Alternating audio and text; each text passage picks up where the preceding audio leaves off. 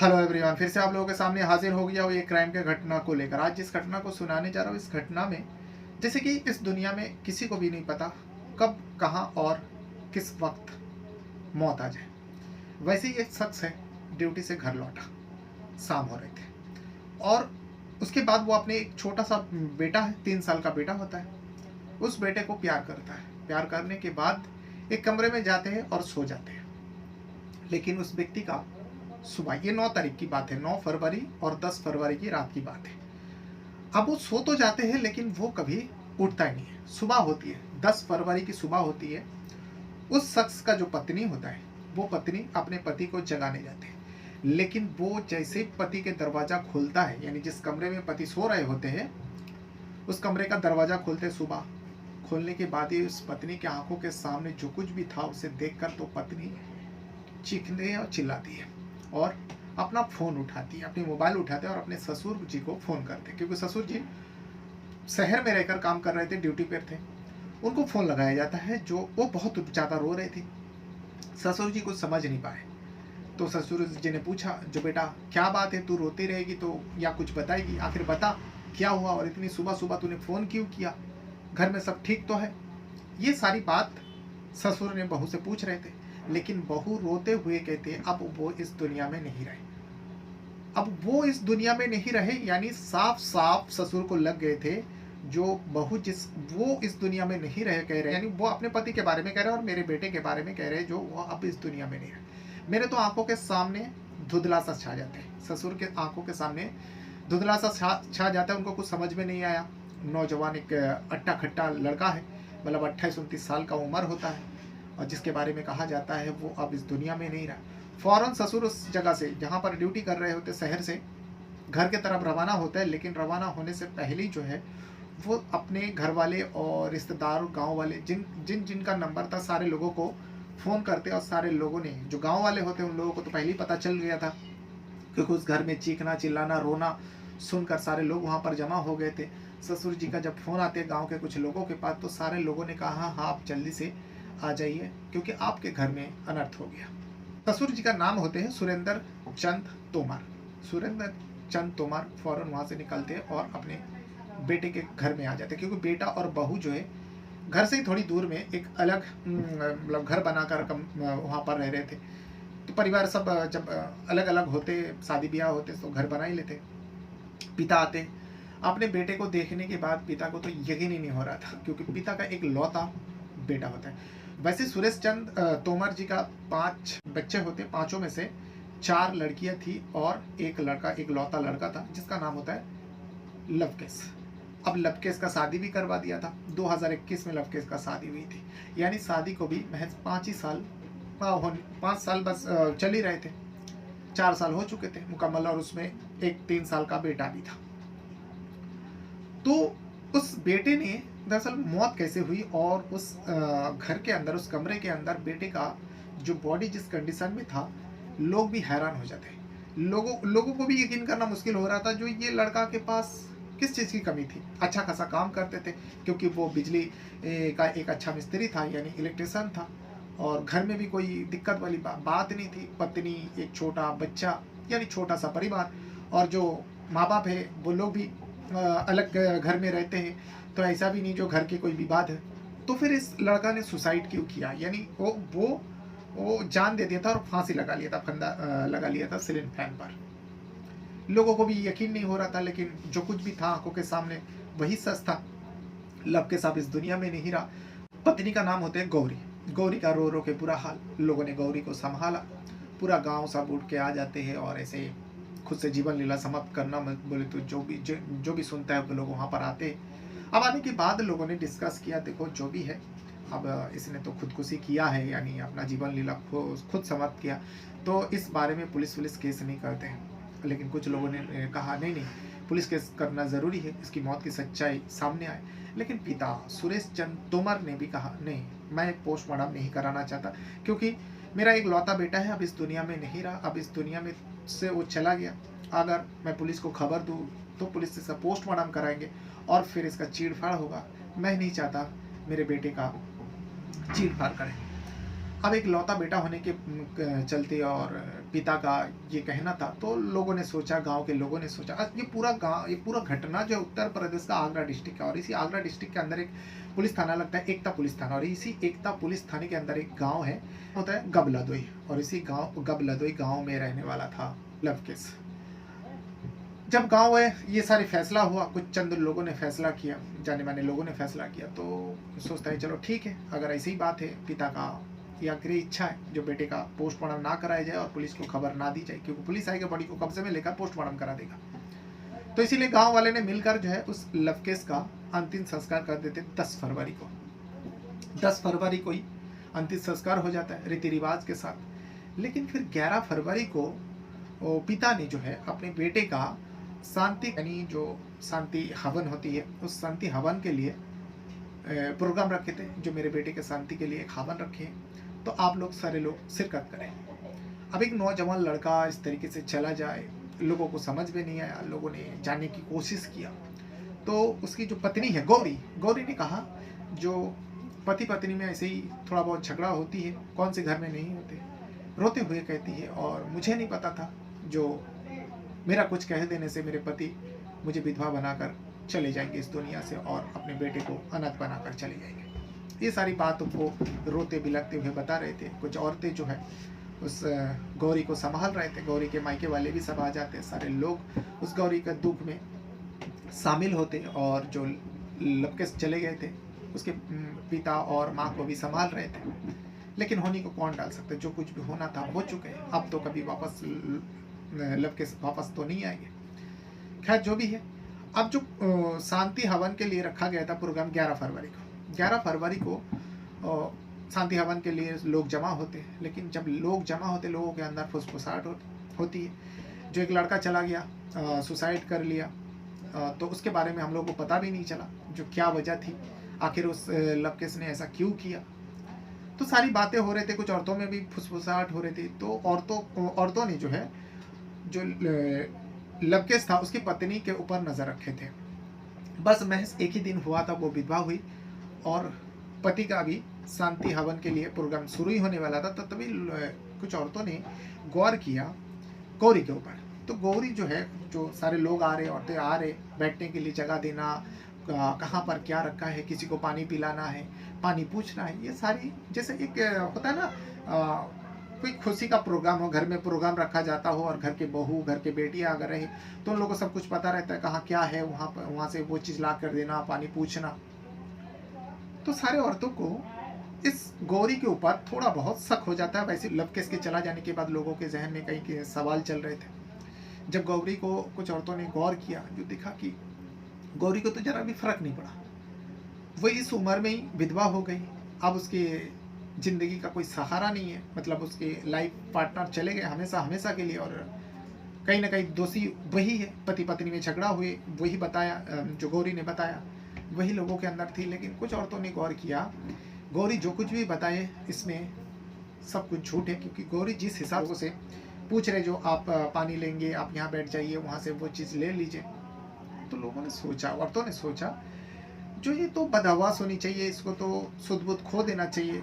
कम से कम 24 घंटा ही हुआ है पति को गुजरे, लेकिन ये तो इस तरीके से रह रहा है जैसा नॉर्मल जिंदगी जीते हैं लोग, कुछ हुआ ही ना हो, तो ऐसा कैसे कोई पत्नी रिएक्ट कर सकती है। तो सारे औरतों ने ये फुसफुसाहट शुरू हो गई। जब फुसफुसाहट शुरू हुई तो उन्हीं में से कुछ औरतें जो है इस बात को, जो बाहर बैठे मर्द लोग थे, उन सारे लोगों को बताते हैं। जो गौरी के जिस तरीके से हरकत को देख के ऐसा समझ में आ रहा है, हम लोगों को ऐसा लग रहा है जो लवकेश की मौत जो है नॉर्मल मौत नहीं है, भले ही वो खुदकुशी किया है ये दिखा रहा है, और हम लोग ने देखा फंदे पे लटक रहे थे। हम लोगों को लगता है लवकेश के साथ कुछ गलत हुआ है। तो मर्दों ने जब इस बात को सुना तो मर्दों ने कहा, तो क्या लग रहा है। तो जिन जिन औरतों ने शक किया था गौरी के ऊपर, उन सारी औरतों से वही पर बात होती है। अब धीरे धीरे उस शांति हवन के बीच में जो है, शांति हवन को छोड़कर अब लवकेश की मौत की चर्चा होने लगे, किस तरीके से हुआ और आखिर वजह क्या थी। तो अब तक तो पता ही चला पति पत्नी में थोड़ा बहुत नोकझोंक हुई और रात को सो गए, फिर बाद में वो सुबह उठ कर देखे कि वो फंदे पे लटक रहे थे। ये सारी बात चले थे, लेकिन इस हरकत की वजह से गौरी के लोगों के जहन में कई सारे सवाल घूम रहे थे और पोस्टमार्टम नहीं कराया था, अंतिम संस्कार हो चुका था, तो सच्चाई कैसे सामने आएगा। तो उन्हीं में से गांव के जो जिम्मेदार लोग थे, सुरेश चंद तोमर से बात किया, यानी लवकेश के पिता के साथ बात किया। जो देखो, भले ही अंतिम संस्कार हो चुका है लवकेश का, लेकिन औरतों का यकीन है आपकी जो बहू है गौरी, यानी लवकेश का पत्नी, उसके व्यवहार में कुछ परिवर्तन है और उसे देख के लग रहा है कि लवकेश के साथ उसी ने कुछ किया होगा। अब यहाँ पिता बदहवास थे, बेटा चला गया, इकलौता बेटा था, लोगों ने सुनाया और पिता को भी बहू के ऊपर थोड़ा बहुत डाउट हो गया, क्योंकि पिता को जब फोन किया था बहू ने, बहुत सुबह सुबह किया था। तो पिता अब जहन में लाए, जो मेरी बहू कभी भी इतना सुबह तो वो जागती नहीं है, लेकिन उस दिन 4 बजे फोन किए थे, सुबह के 4 बजे। तो इतने सुबह मेरी बहू उठकर, और पति दूसरे कमरे में सो रहे थे, वो अलग कमरे में सो रहे थे, ये सब क्यों। अब पिता के दिमाग में ये सब चलने लगे, तो पिता ने लोगों से कहा, हाँ मुझे भी शक है मेरे बहू के ऊपर, गौरी के ऊपर। तो लोगों ने कहा, जो क्या करना चाहिए, क्या पुलिस को खबर देनी चाहिए, आपके बेटा तो अब इस दुनिया में नहीं रहा, कम से कम सच्चाई तो बाहर आए, अगर वो दोषी है गौरी, तो गौरी को सजा मिलनी चाहिए, या फिर गौरी के अलावा कोई और है तो उसे भी सजा मिलनी चाहिए। सुरेश चंद कहते हैं, ठीक है, आप लोगों को जो सही लगे वो करो। गांव के मुखिया से बात किया जाता है, मुखिया ने फौरन 112 डायल किया। 112 डायल करने के बाद पुलिस को पूरी बात बताई जाती है। अब गांव के मुखिया है तो पुलिस को सुननी पड़ेगी। पुलिस फौरन आते हैं, आने के बाद पूछताछ करते हैं। पूछताछ करने के बाद लोगों ने सारी बात बताई, जो हम लोगों के कहने पर ही सुरेश चंद्र जी ने अंतिम संस्कार कर दिया। अब हम लोगों को डाउट है उसी के पत्नी के ऊपर, गौरी के ऊपर। तो पिता से भी पूछा गया, सुरेश चंद तोमर से। सुरेश चंद तोमर ने भी वही शक जताया, लेकिन पत्नी से कैसे पूछताछ करें, क्योंकि पति को गुजरे 1 दिन ही हुआ है और भले पुलिस को ये सारी खबर मिल रही, लेकिन कोई सबूत तो थी नहीं। तो इतने में सुरेश चंद्र तोमर का एक जीजा है, छोटा जीजा, उन्होंने हिम्मत करके उस बहू से जाकर सख्ती से पूछताछ करने का ठानी। वो गए और जाने के बाद गौरी से थोड़ा सख्ती से पेश आया। जो देखो गौरी, भले तुमने दुनिया वाले को उल्लू बना दिया, तुम्हारे पति का मौत जो है एक सुसाइड दिखा दिया, उसने खुद अपना जीवन लीला समाप्त किया, लेकिन मुझे पता है तुम्ही ने अपने पति को मारा है। जब गौरी के मुंह पर आंखों में आंखें डालकर और थोड़ा सख्ती के साथ सुरेश चंद तोमर जी का छोटे बहनों, यानी छोटे बहन का पति ने बात किया, यहाँ पर गौरी थोड़ा डर जाती है और उसके जबान लड़खड़ाने लगती है। जैसी जबान लड़खड़ाने लगते, कुछ लोग और आ जाते हैं, गौरी और ज़्यादा डर जाते हैं, और इतने में सुरेश चंद भी आ जाते हैं और सब गिने चुने लोग आ जाते हैं। गौरी यहाँ डर जाती है और डर के बारे में आखिरकार वो रोने लगती है और रोते हुए सच्चाई बताने का ठान लेती है। गौरी कहती है, हाँ मेरे पति लवकेश का मौत जो है कोई सुसाइड नहीं थी, बल्कि मैं और मेरे जो चचेरा देवर है जिसका नाम होता है सुंदर, हम दोनों ने मिलकर ही लवकेश को मौत के घाट उतारा। ये बात बता देती है। फौरन पुलिस को खबर दी जाती है। पुलिस वहां पर मौके पर ही था, लेकिन पुलिस सवाल जवाब पत्नी से नहीं कर रहे थे, गौरी से। जैसे गौरी मान जाती है, पुलिस आती है और पुलिस गौरी को हिरासत में ले लेती है। हिरासत में लेने के बाद पुलिस थाने पहुंच जाते हैं और वही सुंदर जो इस मौत का, भाई के मौत पे वो भी गम में शामिल था, वो भी रो रहे थे, दिखावा कर रहे थे, सुरेंद्र को भी हिरासत में ले लेते हैं।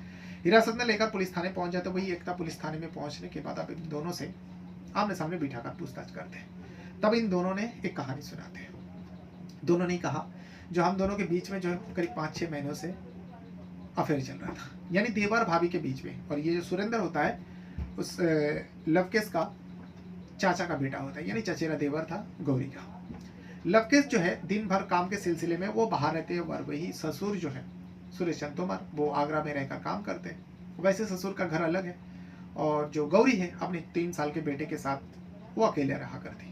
वही 200 कदम दूरी पर चाचा का भी घर था, लवकेश का चाचे का घर था, और चाचे का जो बेटा है सुंदर अक्सर आया जाया करता था लवकेश के घर में, चाहे भाई रहे या ना रहे। अब भाभी रहते तो देवर भाभी के बीच में एक रिश्ता रहते, हंसी मजाक का, हंसी मजाक भी होते। वही हंसी मजाक इन दोनों के बीच में अफेयर हो जाते हैं। जब अफेयर हो जाता है, ये फरवरी महीना चल रहा है, हर दिन कुछ ना कुछ डे चलता है, कभी रोज डे, कभी चॉकलेट डे, कभी किस डे, ये सब वैलेंटाइन डे में चलती रहती है फरवरी महीने में। तो 9 तारीख को चॉकलेट डे थी। उस दिन गौरी ने अपने देवर को फोन किया, जो क्या बात है आजकल हमसे रूठे हो क्या, आज चॉकलेट डे है, तुम्हें याद है कि नहीं? कम से कम चॉकलेट डे मनाने के लिए आ जाओ। तो सुरेंद्र अपनी भाभी के लिए कुछ चॉकलेट खरीद कर लेकर आते। लेकर आने के बाद शाम के वक्त वो अपने भाभी को चॉकलेट खिलाते, उसे प्यार करते। दोनों के बीच में अवैध संबंध थे, नाजायज रिश्ता था। इसी बीच जो है लवकेश आ जाते हैं। जब लवकेश आ जाते हैं, दोनों को इस तरीके से देखता है, दोनों बड़े हंसी मजाक करते हैं। और ऐसी सुरेंद्र के बारे में लवकेश को पता थी, जो उसके पीठ पीछे आते हैं और उसकी पत्नी के साथ उसका अवैध संबंध है। इस बात को लेकर कई मरतबा गौरी से लवकेश का यानी पति पत्नी में विवाद भी हुई थी। और उस दिन जब अपनी आंखों से देख लिया था, क्योंकि मना कर चुके थे गौरी को, जो तुम उस सुरेंद्र से नहीं मिलना, वो अगर घर पर आते तो सीधा आने के लिए मना कर देना। लेकिन उस दिन 9 फरवरी को लवकेश जब अपने घर आते तो अपने भाई को अपने ही पत्नी के साथ हंसी मजाक यानी कुछ अजीब कंडीशन में देख लेते हैं, जो एक पति को कभी गवारा नहीं करेंगे।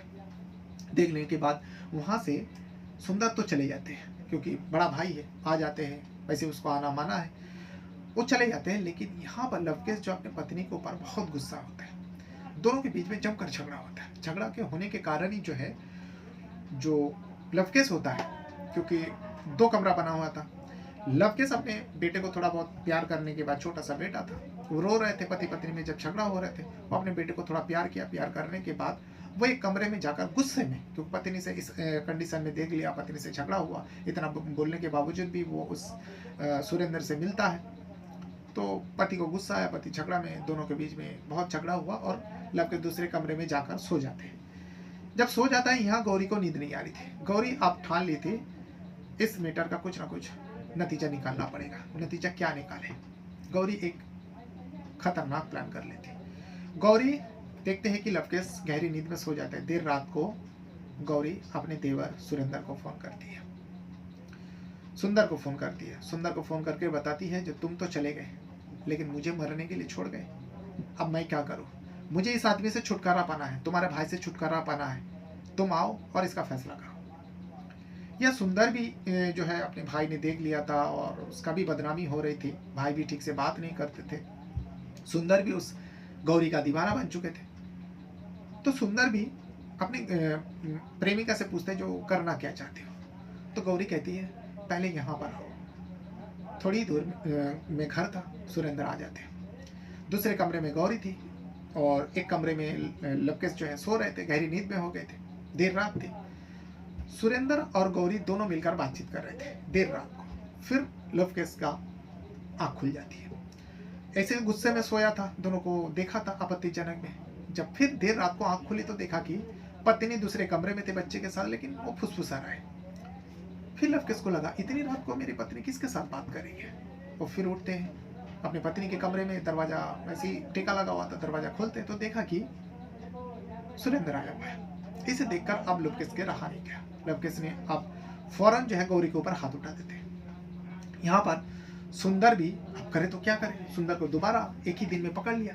तो उस वक्त सुंदर जो है अपने भाई के ऊपर टूट पड़ता है, क्योंकि गौरी चाहती थी, उसी मैटर में बात हो रहे थे, जो लवकेश को हम लोग मौत के घाट उतार देते हैं, क्योंकि ये हम लोगों का रोड़ा बन रहा है।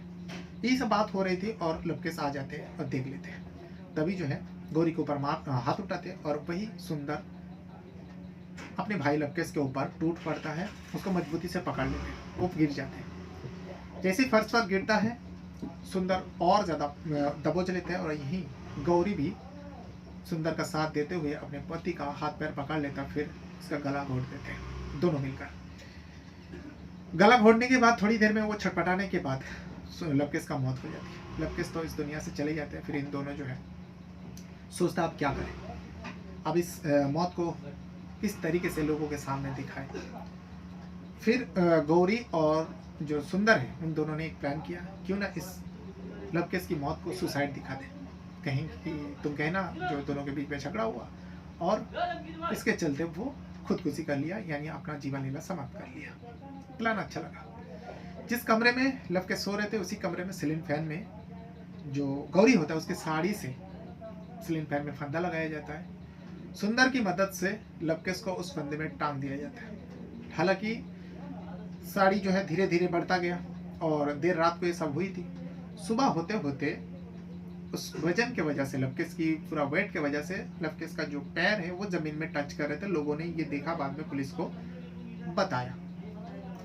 तो ये सब कुछ करने के बाद सुंदर वहाँ से चली जाती है और सुबह होते ही, सुबह 4 बजे करीब, गौरी ने अपने ससुर को फ़ोन करती है, रोती है, चीखती है, चिल्लाती है। ये सारी घटना बताती है। गाँव वाले पहुँचते, पड़ोसी पहुँचते, रिश्तेदार पहुँचते, लेकिन सच्चाई तो कुछ और ही थी। ये सच्चाई दोनों ने मिलकर पुलिस के सामने बयान किया। पुलिस इन दोनों के ऊपर अब सबूत, भले ही इन दोनों ने कबूल कर लिया, लेकिन पुलिस को अदालत के सामने सबूत दिखानी है। पुलिस अब सबूत की तलाश कर रहे हैं। इतने में एक सबूत तो मिला है, जो गौरी के मोबाइल पर सुरेंद्र का नंबर तो होना ही चाहिए, देवर भाभी का है, लेकिन उस रात को, जिस रात को लवकेश का मौत हुई, मौत से कुछ समय पहले ही वो नंबर उस वक्त मौजूद होना और जो सुंदर का जो मोबाइल है उस घर में उस रात को उस घर के अंदर एक्टिव होना, ये सारे सबूत अब पुलिस के जुटा रहे। और वो साड़ी पुलिस कब्जे में ले लिया। बहुत सारे सबूत अब पुलिस को जुटानी है और चार्जशीट में दाखिल करनी है और फिर इन दोनों को अदालत पेश करके इन दोनों को सज़ा दिलानी है। ऐसे लोगों को तो मौत की सज़ा मिलनी चाहिए, लेकिन हिंदुस्तान है, यहाँ पे आसानी से मौत की सज़ा नहीं देती। भले ही आप किसी का जान ले लो, ये ट्रायल चलता रहेगा, निचली अदालत, फिर हाई कोर्ट, फिर उसके बाद सुप्रीम कोर्ट, फिर आखिर में अगर मौत की सज़ा मिलती भी है तो दयाची का बहुत सारे रास्ता रहता है जो क्राइम करने वालों को। तो ये वो पूरा कहानी है जो उत्तर प्रदेश का आगरा डिस्ट्रिक्ट का है, जो ताज नगरी है। और इसी आगरा डिस्ट्रिक्ट के अंदर एक पुलिस थाना लगता है, एकता पुलिस थाना, और इसी एकता पुलिस थाने के अंदर एक गांव लगता है गबलादोई में ये घटना हुई थी। तारीख थी 9 फरवरी, लेकिन पूरा घटना का खुलासा होता है 11 फरवरी को। बहरहाल अपने साथ साथ अपना परिवार का भी बहुत ज़्यादा ख्याल रखिएगा। और इस कहानी के बारे में अगर आपको कुछ कहना रहेगा, जैसे कि मैं हमेशा की तरह बोलता हूँ, कमेंट बॉक्स में अपना राय ज़रूर दीजिएगा। आप लोग कमेंट नहीं करते हो, मैं आप लोगों को बार बार कहता हूँ, अगर कुछ कहना रहेगा तो कमेंट बॉक्स में अपना राय ज़रूर दीजिएगा। और जिस भी वीडियो को आप चैनल पर देखते हो तो वीडियो को लाइक ज़रूर कर दिया करें। लाइक करने से आपका कुछ नहीं जाएगा, आप लाइक करोगे तो ही मेरे वीडियो में व्यूज़ आएगा और आगे तक जो यूट्यूब का एल्गोरिदम है वो आगे तक शेयर करते हैं। लेकिन आप लोग लाइक भी नहीं करते। आप लोग से रिक्वेस्ट रहेगा, लाइक कमेंट करने से कुछ भी नहीं जाएगा, आप लोग करेंगे तो मुझे अच्छा लगेगा। बहरहाल इस वीडियो को यहाँ तक देखने के लिए आपको लोगों का बहुत बहुत धन्यवाद करता हूँ। Thank you very much.